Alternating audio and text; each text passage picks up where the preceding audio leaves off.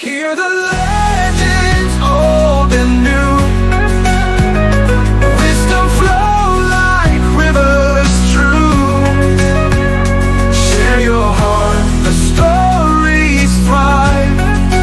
In this cast we're all alive. Oh.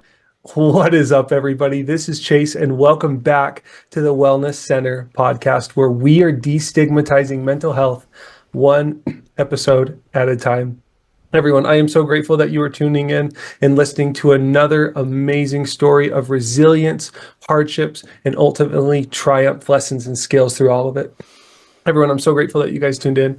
Guys, I'm actually really excited about my guest today. Not only is this guy like a top performing CEO, top performing podcaster in the world, but I've also had his co-host on the show before. So I'm really excited to get to know the amazing duo at this point. So I'm really excited to bring him on. So guys, before I bring him on, I want to invite you guys to my two big invites. So these are so important to me. The first is that you join the Wellness Center tribe. You can do that one of two ways. It's really easy. If you watch it on YouTube, just hit the subscribe button. If you're on Apple or Spotify, hitting that follow or download button. Those are the ways that you can join the tribe. It means the world to me. It means the world to my guest. And by doing so, you're going to help spread mental health awareness, which is going to help destigmatize it, which is going to help the world become a better place. So please make sure to join the Wellness Center tribe. Now, my second big ask of you is, as you guys are listening to this episode today, as you're listening to this amazing man, I invite you to share this episode with at least one person that you know could benefit from the lessons and the life story that are being shared and taught by my guest today. It would mean the world to me. It means the world to him. So those are my two big asks, guys. I'm really excited.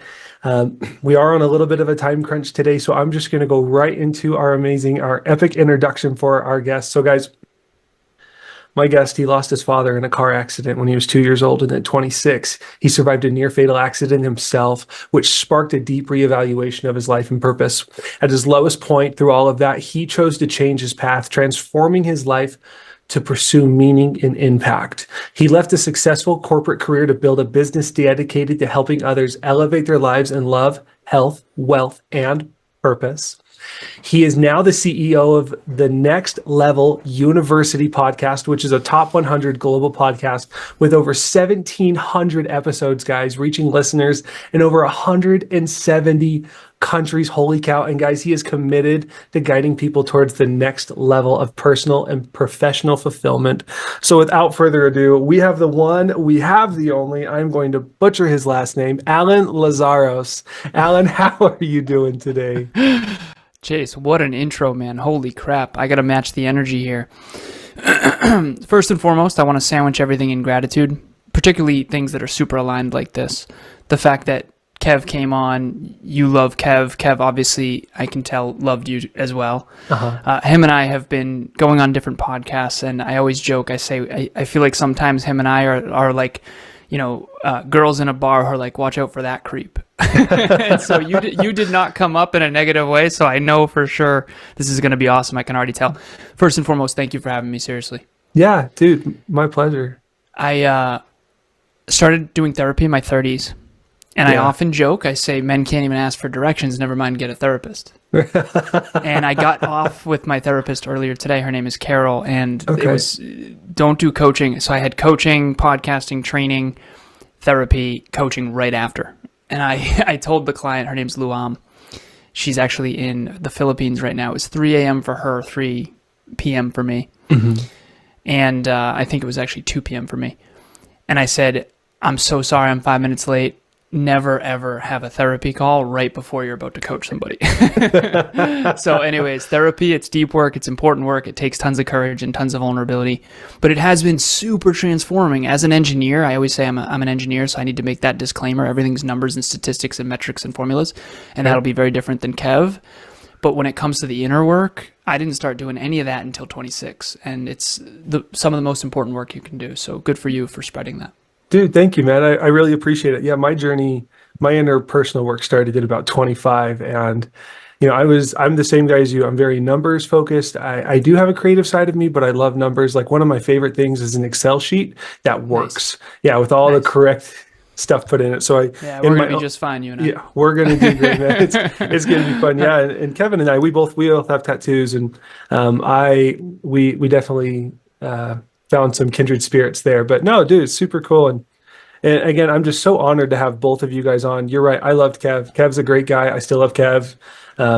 He's the type of guy that would call me. I'd be there for him for any reason. And I know that after this conversation, I can imagine we'll be the same way. So it's very clear to us at this stage what, humility. And I never came off as a super humble person. I probably won't. And I finally figured out why, this little side tangent. But when you have really, really, really high self-belief, people assume you're arrogant. Mm-hmm. And I figured out that if I have level 10 self-belief and only level 8 humility, I appear level 2 arrogant. Mm-hmm. And so Kevin and I have figured out over the years that people who have high humility, which you very clearly do, by the way, energetically I can tell, that's who we love to work with. I usually say this. I say, if you have humility and gratitude and you genuinely, sincerely want to grow and learn and earn your way to success and fulfillment, you will love NLU, you'll love us, you'll love what we do, because we're a couple tryhards who came from very humble beginnings. Yeah. If you are entitled and on any level arrogant and you really want big rewards for minimal effort, you're going to absolutely hate me. And your listeners who are entitled will probably turn this off, so I apologize. Very good. So, guys, if you're listening and if you've ever said the statement, "Do you know who my father is?" just go find a different podcast.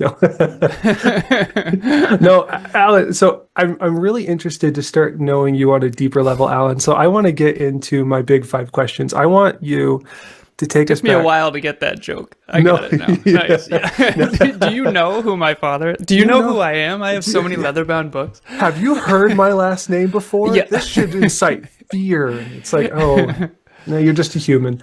But no. Nice. So, Alan, take us back. Did I say your last name right? Lazaros? Brother, so first of all, stepfather's last name, we'll get into it, and everyone says Lazaros. It's actually Lazarus, but I do not care. We're good. The world does not revolve around whether or not you pronounce my last name right. Can you imagine having me on, you said my last name wrong? That's that level 2 arrogance that you've been working on, right? Yeah, exactly, man. Awesome. The world doesn't revolve around whether or not you know my last name, right? That's very true. But my friend, take us back to a young Alan. When did you first start struggling with your mental health? Whoa. Okay. So didn't know a lot about mental health. Right. Didn't know about self-improvement. Didn't know about personal growth. Didn't know about any of that stuff. Personal development. Right.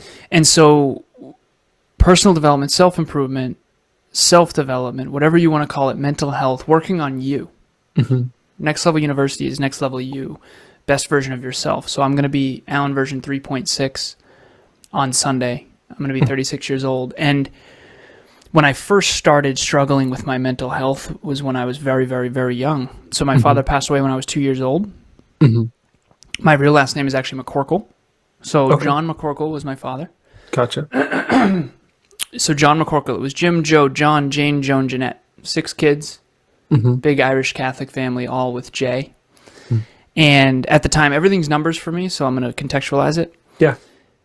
And I always use the disclaimer of I'm an engineer. Kev, he always says, whenever Alan says the disclaimer of I'm an engineer, now he has permission to be a dick. He's joking. He's joking. But everything's numbers, and a lot of people think engineers are cold and calculated, so I'm just saying it up front. Mm-hmm. All right, so when I was 2, my father was 28 at the time. This was 1991. My sister was 6. My mother was 31. From age 3 to 14, I had a stepfather named Steve Lazaros. Mm-hmm. My real last name is McCorkle. Lazarus, I took his last name around, I think, age 6 or 7. Mm-hmm. And when we were trying to be the Lazarus's, we weren't really associating with the McCorkles anymore. Mm-hmm. 14 years old, stepfather leaves. Takes his entire extended family with him. Haven't seen or spoken to a single one of them since. Wow. Same year, so didn't know this at the time, right? This is only in hindsight. I liken this to a movie you see as a kid, and then you see it again as an adult and go, oh, nothing changed in the movie. Your awareness is what's changed, right? Right. It's like the first time you see Good Will Hunting as a kid, you think, okay, great movie. Then you see it as an adult and you go, whoa, masterpiece. That's kind of the idea here. So I've reflected on my entire existence over and over and over again. That'll be very clear. And I rewatched the movie of my own life from this 36-year-old lens, about to be 36-year-old lens. I round up. And I realized that 14 was the hardest year of my life, even though at the time I didn't know any different. Mm-hmm. So 14, stepfather leaves, takes his entire extended family with him. We go from boats and ski trips, mid-90s, early 2000s, dot-com boom bubble. Mm-hmm. He works for a company called AGFA. They did hospital computers during the dot-com bubble. And for anyone who remembers the 90s, it was wild economic boom times, mm-hmm. Particularly in the U.S., but globally. Mm-hmm. And I was born and raised in Massachusetts. Mm-hmm. And so he leaves. So 14 years old, my sister moves out mm-hmm. with her older boyfriend that same year. Mm-hmm. My mom gets in a fight with my Aunt Sandy, and we get ostracized from my mom's side of the family too. Totally alone. Yeah, totally. To this day, only 2 individuals from my mother's side have I ever seen. And we did reconnect with the McCorkles, my birth father's side, but it was kind of like them seeing a ghost because I looked just like my father. Mm. And we never really got super close. So by the time I'm 14 years old, I kind of lost 3 families. Yeah. Yeah, you absolutely did. So when did I start struggling with my mental health? I would say around then. Yeah. But I didn't know it. And so I'll explain this very briefly. But the 4 trauma responses, as I'm sure you've studied, is fight, flight, freeze, and fawn. Mm-hmm. I didn't know the fawn one at all until my 30s. Mm-hmm. My girlfriend taught me that. Fawn means to appease. Yeah. And so I socially, I became this chameleon who just did anything he could to fit in so that I didn't lose any more people. Right. But on this other side, and I used to be too much of a coward to share this, but like I've always been sort of a semi-gifted, semi-genius. Science, technology, engineering, mathematics, business, and finance have always been just, Clicks. right there for me. Yeah, absolutely. Very gifted intellectually, and I think that'll be clear. Mm-hmm. But used to be too much of a coward to share that. So what I would do is just pretend I was an idiot, drink a ton, fit in, chameleon with everybody. I'm one of the very few engineers. For the engineers out there who have very high self-belief and mathematical certainty, but low self-worth, I see you. Mm-hmm. And you are statistically a weirdo, so there's a reason you have so much social cowardice. And so I just kind of chameleoned my way. And I Goodwill Hunting is a good metaphor for this because I on my MySpace, I had the duck pond scene on my MySpace, and I now understand why in hindsight, because I resonate so deeply with that character of just stay small, fit in, don't get abandoned, but like you're this weird esoteric genius too. It's interesting. Yeah. Go ahead. No, I was going to say is that you're going to hate me for this, but it's kind of like Frozen, right? Elsa, conceal, don't feel, don't let it show. Yes. Make one 100%. Wrong move, and everyone will know. Yeah, absolutely. No, I'm not going to hate you for that. That's great. Yeah, it's 100%. Socially. But behind the scenes, man, fight. Aim higher, work harder, get smarter. Mm-hmm. Aim higher, work harder, get smarter. Aim higher, work harder, get smarter. I mean, I straight A's through all of high school. Mm-hmm. 8th in my class. I got the President's Award. It's behind me, signed by George W. Bush. I got into one of the best tech schools in the world. It's called Worcester Polytechnic Institute. And when my stepdad left, I went from I hope I get in, because it's $50,000 a year, to how am I even going to go even if I do get in? Yeah, how am I going to pay for this? How am I going to pay for this? $50,000 a year back then? I mean, whoa, right? So I did. I got straight A's through all of high school. I got 189 in honors English. Luckily, it was weighted. Never took honors English again. I was a math guy. But ultimately, I got a bunch of, scholarships and financial aid. Very grateful for the financial aid. Yeah. I was able to go to college. I got my electrical and computer engineering degree at Worcester Polytechnic Institute. It's kind of like a mini MIT. Yeah. I'm actually have a meeting there tomorrow. Nice. Speaking potentially, which is really cool. Yeah. That would be so cool. Full circle. But so I got in. I got my bachelor's in engineering. I got my master's in business, and then it was off to the races. Now, when I graduated college, 2011 bachelor's, 2012 master's. This is when the economy is coming back after 2008. Right. I'm a computer engineer with an MBA combination, and I'm a broke high school and college student. Used to being broke because when my stepdad left, I literally got free lunch at school because our income was so low. Right. We went from boats and ski trips to my mom trades in her BMW for a little Honda Civic. I mean, how do we keep the house and the family? He got the yacht and the apartment building. We got the house and the dog. And so I went from like Xbox Dreamcasts and ski trips, early Christmas presents, to I get free lunch at school now because our income's so low. So that was talk about what a shift to your life. Yeah. Yep. But it also built character for sure. I mean, 100%. It told me the value of $1, which is great. And so now I'm sought after. It's 2011, 2012, 2013, 2014. I'm in corporate. Mm-hmm. And I'm super sought after because all the tech companies are crushing it after 2008, like the comeback. Mm-hmm. And I work for iRobots, Inside Technologies, Lens Americas, a company called Cognex, all these different tech companies. Mm-hmm. I was a global product manager. I was a inside sales engineer. I was a product engineer. I was an outside sales engineer. And so I went from 65 to 85, 85 to 105, 105 to 125, and I landed almost $200,000 a year at a company called Cognex, doing inside sales and then eventually outside sales. My territory was Vermont, Connecticut, Western Mass. And at this point, I'm in my early 20s. Mm-hmm. I live with my girlfriend at the time. Her name's Courtney. We live on a lake. Rent is $500 each. I drive a 2004 Volkswagen Passat. Yeah, cheap. I don't have kids. I don't have a mortgage. Mm-hmm. I paid off $84,000 worth of college debt in a single year. That was like my goal, just get out of debt. Yeah. And then I was just, okay, I'll build wealth. And so I had $150,000 in an investment account in Vanguard. And I bought all the tech companies that I knew would win. And I say knew in quotes, but I understood tech. So I didn't understand that I understood tech, but I understood tech. So I knew what would win. Yeah. I had a lot of mentors and stuff too. And at this point, I'm just a 1% global earner with very little that I need, and I'm so used to going without, it doesn't matter. So I just was like, okay, I'll just get wealthy. Then,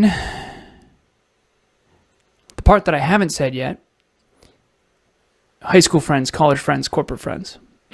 Surrounded myself. I brought my high school friends to college, my college friends to corporate. There was a referral program at Cognex. Mm-hmm. Cognex sells machine vision, industrial automation equipment into machine vision company, into manufacturing facilities. They had a referral program, and I brought 4 or 5 alma maters from my college there. It was 3, 6, 9, 12. It was big bonuses. Yeah. And again, the abandonment thing. Bring everyone with me. It's like kind of the theme. Keep them with me and they won't have to leave me. Exactly. Had no idea I was doing that though. Right. It's so obvious now. It's like, whoa. Right. So I'm curious then. So you get to this point, you're super successful, you're living on the lake, all your friends are working with you, life is grand. What was, and this leads again perfectly into my second question, right? This hero's journey, right? This extreme moment, this pivotal trial. What was the breaking point for you with all of the success that you had worked the last decade for? Yeah. All of life was grand on the outside. Yeah. Girlfriend was, model level, gorgeous, had more than enough money, paid off all my debt, partying too much and too often. Cognex was work hard, play hard. I used to say work hard, play harder. Mm-hmm. Not super proud of that. And also the part that I haven't mentioned yet is mom and stepdad loved to party. And that's a polite way to put it. They have what I refer to as a pleasure-centered paradigm, which is life is about having as much fun as possible, which looks fun from the outside in, but what comes with that is atrocious. Right. And so I didn't know what a paradigm was. I didn't understand self-improvement and personal development, and that's really why I do what I do now, is because my childhood had no self-improvement in it. And I'm telling you, I've been looking. There's no self-improvement in my childhood, and it's alarming. Because that would have been my freaking solution, right? Had I had that solution. So now my whole mission is to spread self-improvement. I always say I want self-improvement to spread like COVID. Kevin says, don't say that. And I say, my engineering brain, okay, so you know how COVID spread exponentially? I want that same thing to happen with self-improvement. Like the Black Plague. We want it to spread like the Black Plague. That's what Kevin said. He's like, dude, that's never going to land for someone who's not an engineer. Even though it's the same exact concept, right? Yeah, right. But anyways, so the part that you had asked about when everything turned around. Yeah. 26 years old, I get in my own car accident. Yeah. I'm up in New Hampshire with my little cousin. This is 2015, dark winter night. I'm supposed to yield. I don't. The yield sign was covered by the snowbanks up in New Hampshire. Mm-hmm. This is actually, so of the 2 human beings that I've ever seen from my mom's side since 14, one of them's name is Jeff. His son, Dan, second cousin, is in the car with me. Head-on collision. look up, brightest lights I'd ever seen, thought it was a Mack truck. I had the moment of this is it. There's no possibility. Computer engineer, done. We're dead. This is it. Right. Fortunately, it wasn't a Mack truck. It was a lift-kitted pickup truck, and thank you, Volkswagen. I used to call this car the tank. 2004 Volkswagen Passat. I was so proud of it because I bought it for $5,000 cash, banking all my money and investing all my money. That car totally saved my life. Wow. Shout out to Volkswagen. Seriously, I found out later it's one of the safest cars. The If I was in a 2004? little, Yep. The Volkswagen in general it's like a Volvo kind of thing. Volvo, Volkswagen, like if you look at the statistics of the safest vehicles, Volkswagen will be on that list for sure. Cool. I used to call it the tank. German engineered steel trap of a car. The whole front end is completely smashed in. I usually show the picture in my speeches. But the frame stayed. So we were okay. The airbags deployed. 2004. Nice, right? 11-year-old car. Worked great. There you go. Volkswagen. So we're physically okay, but my dad died in a car when he was 28. I'm 26 at the time, and this is the second chance my dad never got. So that's when everything really started to change for me, and that's when I found self-improvement. And so the best way I can describe it now, very simply, I was externally successful, I was achievement-oriented, and I was improvement-oriented, and I was a good person. But I wasn't self-improvement-oriented. Yeah. I wasn't personal development. I was professional development, resume, cover letter, LinkedIn, corporate, engineer, MBA. I wasn't personal development. And after that, I flipped the script. I went all the way past broke. I went all in on personal growth, self-development, Alan Lazaros LLC, what you'll never learn in school but desperately need to know. I'm going to bring personal development to the school system. That was a great mistake. But that was 10 years ago. And now we eventually started a podcast. I met Kev and here we are now. But ultimately, self-improvement to me, and this is a bold statement, I do believe is the solution to a lot of human suffering. Right. It certainly would have been the solution to a lot of my suffering. Right. I think, and correct me if I'm wrong here, but the big question that I hear asked so often in my world with podcast guests, I'm sure it's in your story, is I'll be happy when. Yeah. Right? It's that goal-oriented, success-oriented. I'll be happy when I have the $1 million yacht. I'll be happy when I have the $1 million, this, all those things. And what they fail to realize is that when they have it, and then all they're left with is themselves, they're like, whoa, I actually hate me. Yeah. Yeah. I'm not proud of me. I'm not fulfilled in me. I was externally successful and internally unfulfilled. Yeah. And then I flipped the script and I was super happy, healthy, productive, fitness model, fitness competitor, fitness coach, had my own company, loved meaningful work, loved my life. But I went broke. I liquidated all my assets. It's the 2-2-7 rule in business. It takes 2 years to go broke, 2 years to get in debt, 7 years to actually become successful. And when I first heard that, I was like, not me. It's exactly what happened. It's exactly. So anyone out there who wants to start a company and you think I want to start my own company, I feel like I'll have more free time. That is an absolute lie. Do not do it unless you absolutely have to do it.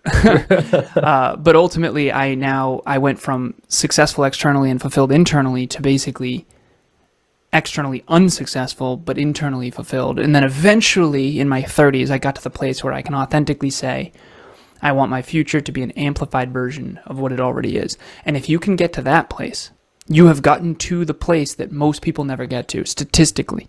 Yeah. Which is I am both externally successful and internally fulfilled, and my work is aligned with my calling and what I make a lot of money doing, because it's very hard to have meaningful work in alignment with what you're statistically great at, in alignment with what the economy will actually pay for. I always say don't sell horses right after the car is invented. You got to be careful what you choose your career to be, and it's got to be in your passion and your purpose, but also for a profit.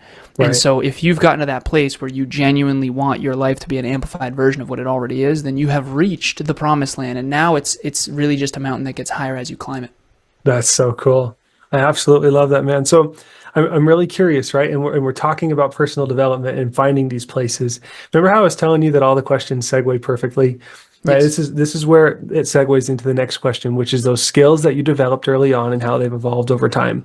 So you get to this point, you have this crisis, you get in this terrible accident at 26, and you're like, all right, time to develop myself personally. What were some of the early skills that you used to develop that internal fulfillment, and how have they evolved up till this point where you're about to turn 36? Happy early birthday, by the way. Oh, thank you. Yeah. Thank you. Yeah. So up until 26, like I had mentioned, I externally, so there's three things we all have to understand to succeed in life. And this is not really my opinion, although it probably sounds like it. And I want to make this as clear as possible too. I'm not just talking. So I started mentoring 10 years ago. 2 years I did for free. And then the last 8 years I've been coaching individuals. I have 27 individuals, 26 actually. I just lost a client, unfortunately. 26 business coaching clients on my roster currently. And over the last 8 years, I've been coaching individuals, all different backgrounds, all different countries, all different cultures, all different ethnicities from all over the world. And so helping them achieve external success in alignment with their business goals and internal fulfillment in alignment with their calling is kind of all I've been doing through podcasting, training, and coaching for the last almost decade. Gotcha. And so I just want people to know there's a lot of people talking and they don't really have a lot of evidence and data to back up what they're saying. I actually have 114 individuals tracking habits. So I have data on all of it. Yeah. Metrics and habits. So my system is goals, metrics, habits, skills, and identity. And that's basically what we work on. Some are twice a week, some are weekly, some are monthly, some are biweekly. But the reason I say that is because I have a 10,000 hour tracker. I'm a big metrics guy, as I mentioned, and I'm podcasting, training, and coaching. I have over 8,000 hours at this stage with individuals from all over the world. And so this is not my opinion. This is what I've uncovered through all of that hard work. Everyone needs to understand three things in order to succeed at both success and fulfillment. And I'll talk to you about how I used them too. And I had the third one. I didn't have the first one. The first one is you have to understand yourself. That's where you should start. I did not start there. I economy and business and finance and science and technology. And everyone can think of someone who understands the external world super well, Right. but has no idea who they are. Yes. Unfortunately, that was me before 26. Okay? Gotcha. All right, so the first one is self-awareness. Most people don't achieve their goals. I looked this up in January. Kevin and I, we do meetups every month. And in January of 2024, we did setting clear goals for 2024. And I looked up the research, and it said that 96% of people don't have written goals. And of the 4% that do have written goals, latest research, only 8% of them ever achieve them. And this broke my brain. And Kev's like, dude, that makes perfect sense. And I'm like, I've never not had goals. I don't understand. He's like, dude, you're a math guy. You reverse engineer everything. I've never woken up in the morning and just like done what I want, right? I've always had a goal that I'm reverse engineering, but I'm the weirdo. So don't feel bad if you're not like me. I'm not like you, so. Yeah, okay. No, you're good. And I said this to Kev. I said, it's like a self-driving Tesla. All of us are like a self-driving Tesla. And a Tesla needs three things. It needs an accurate current location, self-awareness. If it's actually here and it thinks it's over here, it's going to drive off a cliff on accident and then blame the world. Right. That's what we're all doing. Being victims. Being victims. Right. Okay, you know what else it needs is an accurate destination location. The goal. AKA a goal. Clear, specific, measurable, everyone, smart goals. You get it? We call them smarter goals, evaluate and report at the end. All right, the middle one that a lot of people, and this is the one that takes a lifetime, you need to know accurate terrain. If you think there's a road to the right, if the Tesla thinks there's a road and there's actually a cliff, it's going to keep driving off a cliff and then blaming the government or blaming the world or blaming themselves. When in reality, all it is, people say the truth will set you free. I say accurate thinking will set you free. Why aren't teenagers paid that much? They just don't know anything. I'm not trying to be unkind. They just don't know that much. I didn't know anything when I was 16 compared to me at 36. Right. Big difference. If I compare to other teenagers, I knew a lot, actually. If I compare to me at 36, I knew absolutely nothing. So all of us, compared to what there is to know nothing. Compared to what other people know, we have a narrow genius zone that we can make and build a career in. So to answer your original question, what did I do? I learned myself. That's the thing that I sucked at. I was so good at the external world. I understood government, and I understood private business, and I understood commercial versus residential, and I understood all the landscape. I didn't have any clue who I was. I didn't understand my trauma. I didn't understand my motivations. I didn't understand my parts. And if you've seen Inside Out 1 or 2, I'm assuming you have. Oh, of course. I didn't understand my parts. I didn't understand emotions. I wasn't emotionally intelligent. I had a high IQ, professional development, resume, cover letter, LinkedIn, but I wasn't emotionally intelligent. And most engineers aren't, unfortunately. And so I had to develop personally. But I know people who are developed personally that suck at the economy. And I'm not trying to be unkind, but you need both. Right. I know people that are deeply fulfilled, wonderful human beings, heart-driven, virtuous, compassionate, empathetic, emotionally intelligent. They are not winning in the economy. Sometimes they are, but sometimes they're not. I know some multimillionaires from college that are emotional children still, playing video games while their wife cooks for them. I'm telling you, we both need both. And that's why most people are either fulfilled personal development or successful professional development. And what if we become ambidextrous? What if we can be both? And so that's the skill that I've developed, is learning how to do both personal development and professional development, because it has to be an and, not an or. It has to be an and. And I found that out because I was super fulfilled and I couldn't sustain it because I ran out of money. That makes so much sense, man. And I feel like what you're teaching, and thank you, by the way, I really appreciate it, is truly phenomenal. And for those listening, before I go off on my own little tangent, go back and listen to what Alan said the last 5 minutes, and listen to it 7, 8, 9, 10, 15, 20 times until it really clicks, because what he says is so true. And as you were talking, the thought said, man, there's this attunement here between what you and I are trying to do in life, right? I personally believe it takes 5 steps to truly change your life, right? Anyone can do it. The first is self-awareness, just like you're saying, that first is step. You have to be aware. It's a great place to start. Right? You have to. And self-awareness is paramount. You can't do anything unless you have awareness. Like you said with the Tesla, you have to know where you're at. The second step I call rigorous acceptance. The more popular term in the world is radical acceptance. I don't like radical. Radical is associated with self-acceptance, man. Self-acceptance. Yeah, rigorous acceptance. Accepting all things are as they should be because good, bad, they are. ugly. Yep. Good, bad, ugly. You are who you are because that's who you're meant to be. Yeah, that one took me 30 years, my friend. Yeah, I'm still working on it. Yeah, same. Third step is self-love.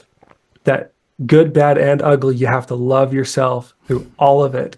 Right. You have to you don't have to be okay with where you're at, but you have to love yourself enough to be willing to change it. Right. Nice. And then the fourth is belief in some sort of spiritual higher power. I don't care if that's the flying spaghetti monster, the Buddha, or God, right? It's whatever gives you hope, right? Because that higher power is going to give you hope. And then that's the first 4. And then the 5th step is a goal. Nice. That's it. Nice. That's all you have to do to change your life. Very nice. That's transformation right there. Path to transformation. Exactly. It's the same stuff that you're doing. Those 3 things. Very beautiful. Dude, thank you. Thank you for your stuff as well, man. So people used to say self-love. I'm so sorry to interrupt you. They used to say self-love, and I remember thinking, like, there's when they would say it, sometimes there's 3 types of self-love and self-acceptance. Okay. There's one which is, I'm going to keep trying to be better because I don't love myself. I've been there. Okay? Yeah. I don't accept myself. Unconsciously, by the way. None of this is conscious, especially not as kids. Right. There's the other one of, well, I love myself no matter what. No. Careful. Just because you accept that you're overweight doesn't mean you have to stay that way. Right. Right? And then the center point of that, everything's in the center, is I accept who I am for all of who I am, and I love myself enough to improve myself. And instead of trying to change who I am, I'm going to amplify who I am by becoming a better version of it. Right. And to me, that's the ultimate, I just got the chills, that's the ultimate goal in life, ultimately. And that's why you need goals. Because goals create necessity. The higher your goals, assuming they're aligned with who you actually are, if they're in alignment with your calling and your mission or your purpose, they hold you accountable to higher standards in the present. Right. And when you have higher standards in the present, you grow. And when you grow, you can contribute. And when you contribute, if you do it right, you can make a profit. And that can feed your family and the community. And it's an upward win-win-win-win-win for the world. You being less, you being the best version of you is what's best for the world. Yeah. It's the people who neglect themselves, who don't love themselves, who don't accept themselves, who end up unfulfilled, and unfulfilled people unintentionally or intentionally hurt other people. And so what I always say is Kevin calls me the goal engineer. And yeah, that's true. I'm actually the fulfillment engineer. My girlfriend Amelia says you're the fulfillment engineer. Because if you are optimizing for fulfillment, which is living a meaningful life, a hard one, but a meaningful life, you'll be fulfilled. And fulfilled people don't want to hurt people. You and I aren't leaving hate mail. We don't have time. We're fulfilled. And what happens when you're deeply fulfilled and when you're in love and fulfilled and healthy, happy, and productive? You just want to see other people win. Right.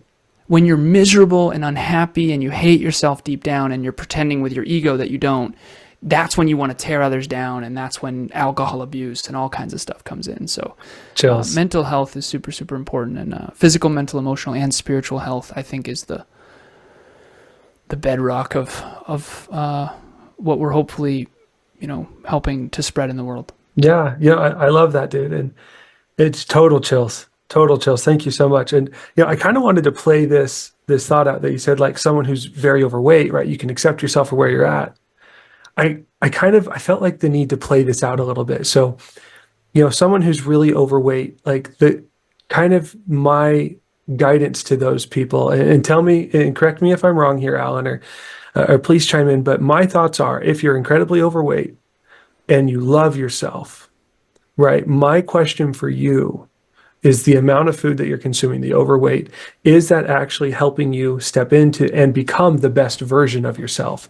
Is that helping you live in the values that you want to embody to create the legacy that you want to leave in your life? And if so, I support you 100%. Nice. Right. Because, maybe that food turns into a restaurant, which turns into a passion, a love, and a hobby, right?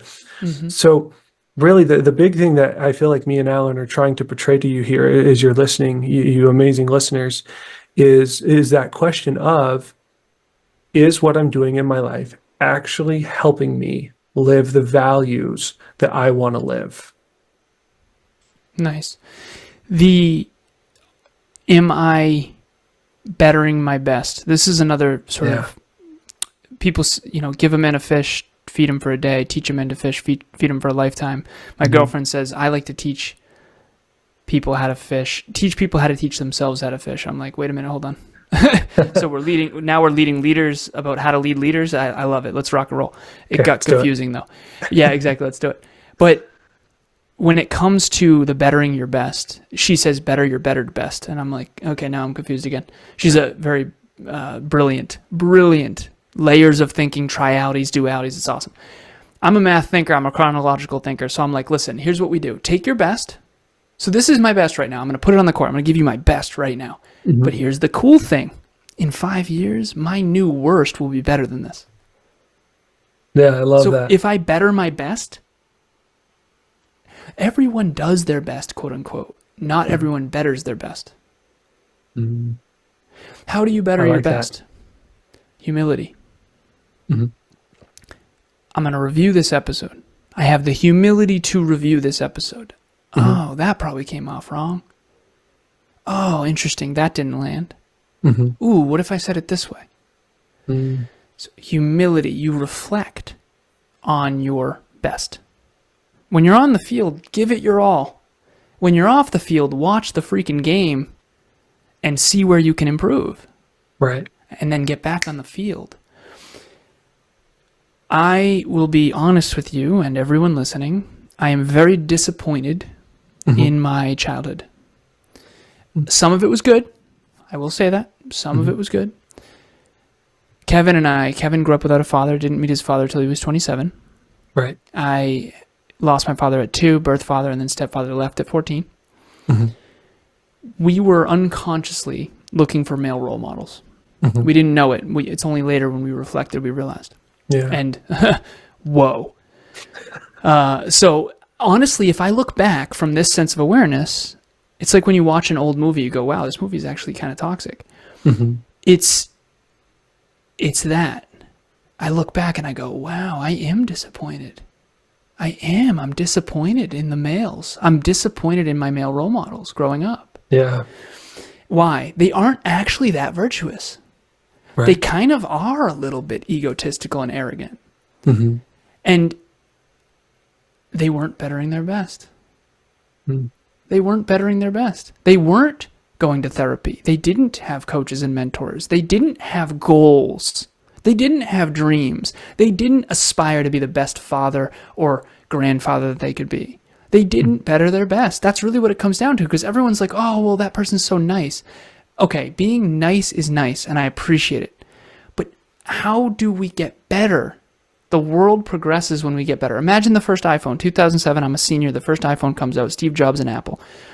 Revolutionary breakthrough product, right? This iPhone right here is the iPhone 16. It's actually the 14, I'm sorry. The iPhone 16 is out. This iPhone 16, if you have one, compare it to the very first iPhone. The very first iPhone that was at one point a revolutionary breakthrough, world-class product, the whole world was amazed by it, would now be absolute hot garbage in comparison to the phone now. True. And I just believe so deeply that that is the root cause of human suffering, is we're just not getting better. And unfortunately, we don't value reaching our true potential. Everyone, you don't believe me? I know. I'm an engineer. I get it. You might not like me. Hear me out. At Thanksgiving dinner or whatever holiday you celebrate, we're in the holiday months. At dinner, I want you to actually have the courage to say, hey, everyone, what are your goals and dreams for 2025? And you're going to get like, what? What do you mean goals and dreams? Oh, who here is excited to reach their potential in 2025? They're going to look at you like you have 8 heads. Why don't we value reaching our true potential? Yeah. That is my number one value. I have it written on my whiteboard. You are here to reach your own unique potential and to help others do the same. Everything else is secondary. Maybe that's a me thing. And for anyone out there, whatever frustrates the hell out of you, trust me, there's a calling in there. But in my upbringing, no one was trying to reach their potential. And I mean nobody. That's the problem. Right. That's the problem. And so I'm sorry to be overly preachy here, but I love it. That's why we're here. It's what this is for, is that we can open eyes and make people think a little bit differently. Right? We're helping better their best. Yes. Right. If that's what you're trying to do, time and effort putting into bettering your best, and you're putting a valiant effort and you're trying to be the most virtuous, integrous version of yourself, there's honor. There's so much honor in that. Yeah. And that doesn't mean for people listening either that every single day gets better and better and better, right? Right. There are ups, there are downs, there are highs, there are lows, right? How can you truly appreciate, like, and I'm sure Alan can appreciate this, that I bet Alan has much higher days and much lower lows, but those much lower lows make him appreciate the higher highs every single time. So yeah, the life is a fun journey. It is, no matter who you are, and I coach millionaires. I had one mentor who was a billionaire. I've been mentored, and I've even coached. I don't want to ever come off as pretentious, but I also need to be honest. I've coached famous people. I've coached a hero of mine that was in my early 20s. She actually became a client later on in life. I used to listen to her on the radio. It's been a really cool journey. And a couple lessons. Number one, not everyone is who you think they are. And some of these people that you envy are not only unfulfilled, but awful human beings. Be careful. Yeah. Number two, most people are struggling behind the scenes despite their yachts and boats and cars. Number three, very few human beings are fulfilled because most of us are trying to portray something that is more successful than what we really are. And if you're not being authentic to who you really are, which takes tons of courage and candor, you basically have this delta between who you want others to believe you are, who you really are, and who you want. I have this 3 circles of the ego. I'll go quick with it. But the outer circle is who you want others to believe you are. The next circle in is who you want to believe you are. The next circle in is who you really are. And so my car accident collapsed all 3 circles. And my new goal in life is to keep those 3 circles the same. I don't want to be different on this microphone than I am behind the scenes. Right. And I want my beautiful girlfriend and future wife, Emilia, to if she says that I'm amazing, that should mean more than me saying I am. And the leading by example piece is one of the things that I I noticed growing up, I was told you should. And I know a lot of people can relate to this, seriously. How many of us as kids were told you should do this and you should do that and you should go to college and you should, but yet the person who was saying that was not leading by example behind the scenes when no one's watching.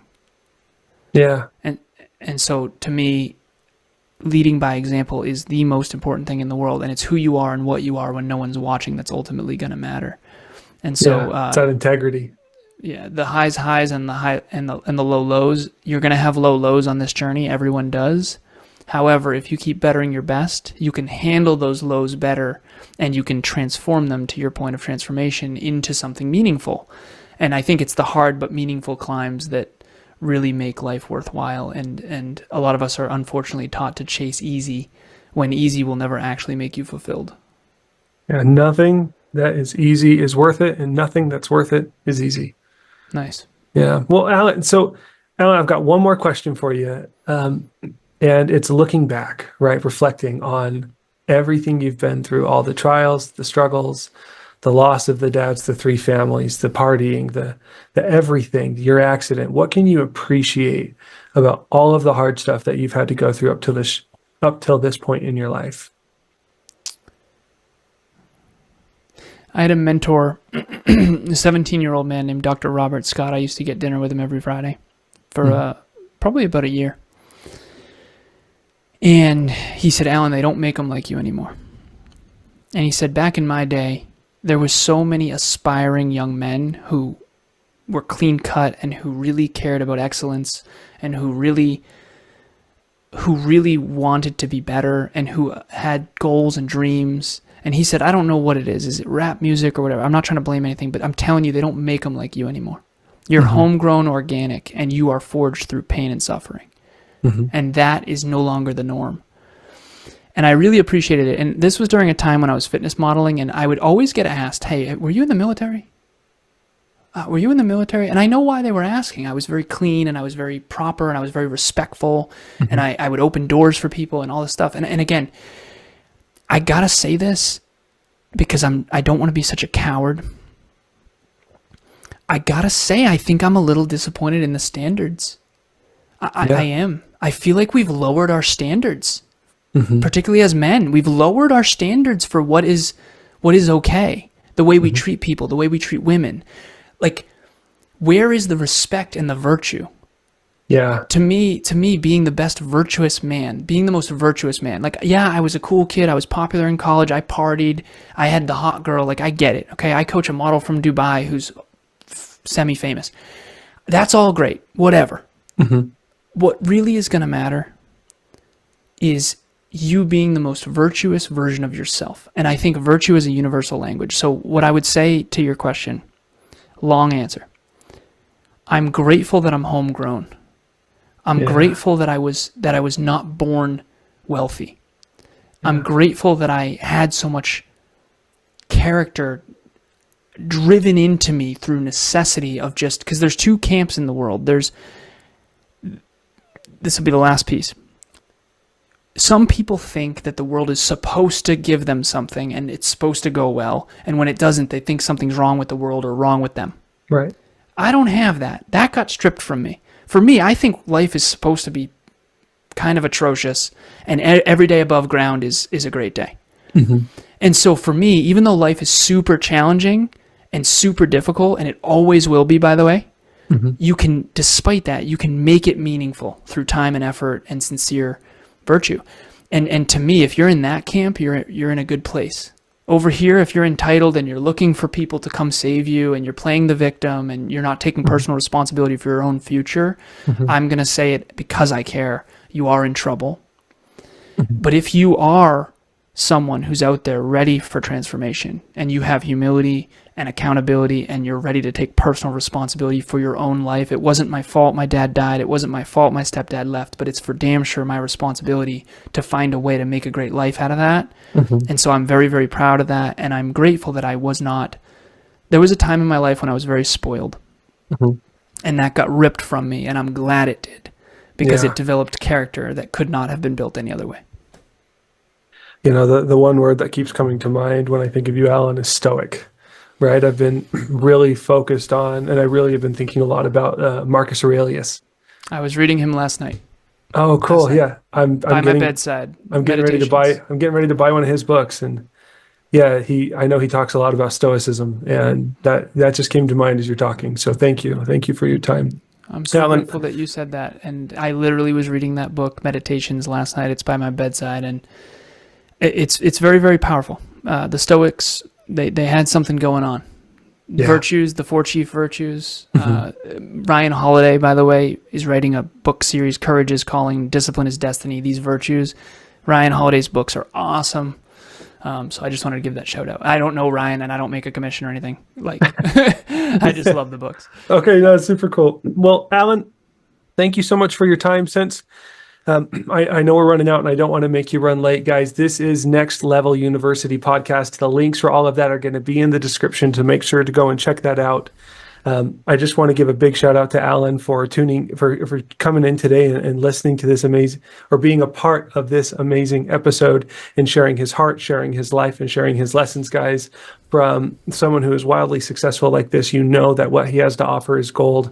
So yeah, please, we're just so grateful for each and every one of you who have tuned into this point.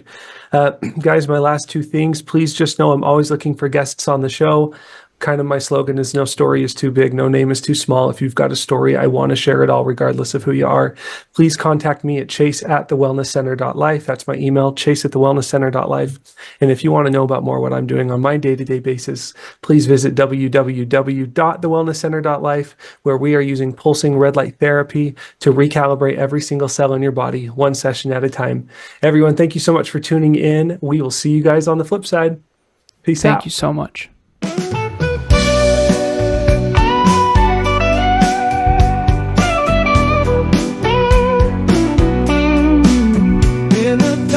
I found my light so true. Every scar became a story